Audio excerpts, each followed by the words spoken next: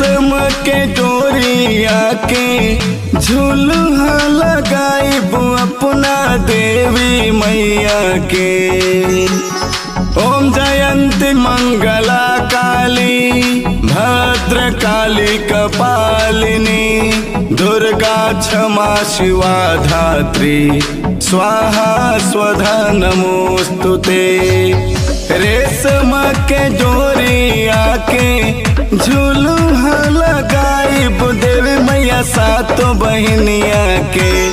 देवी मैया सातों बहिनिया के झुलुआ निमिये पे झुलाइब देवी मैया सातों बहिनिया के। झुलुआ निमिये पे झुलाइब देवी मैया सातों बहिनिया के।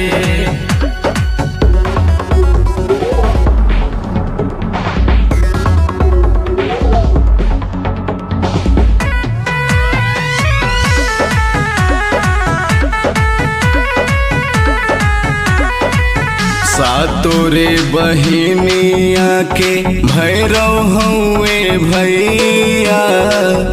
जग रखवाली माई के बहुते बनैया। सातोरे बहिनिया के भैरव हुए भैया। जग रखवाली माई के बहुते बनैया बहुते बनैया। गौआ समाज पूजे माई के चरनिया अपना दुर्गा मैया के।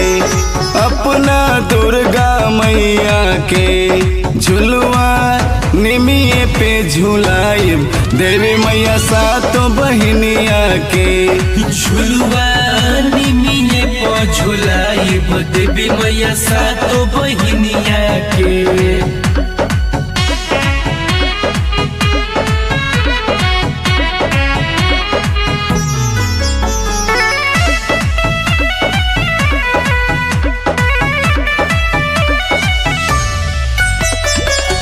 लाल रंग चुनरी में सोहे महतरिया।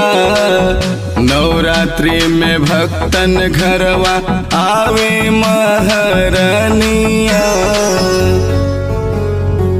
लाल रंग चुनरी में सोहे महतरिया। नवरात्रि में भक्तन घरवा आवे महरनिया। आवे महरनिया। अड़हुल के हरवा पे जाली अबरी झाए देवी मैया शीतला भवानी रे। देवी मैया शीतला भवानी रे।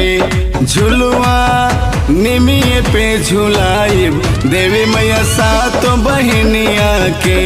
झुलुआ निमिये पे झुलाइब देवी मैया सातों बहिनिया के।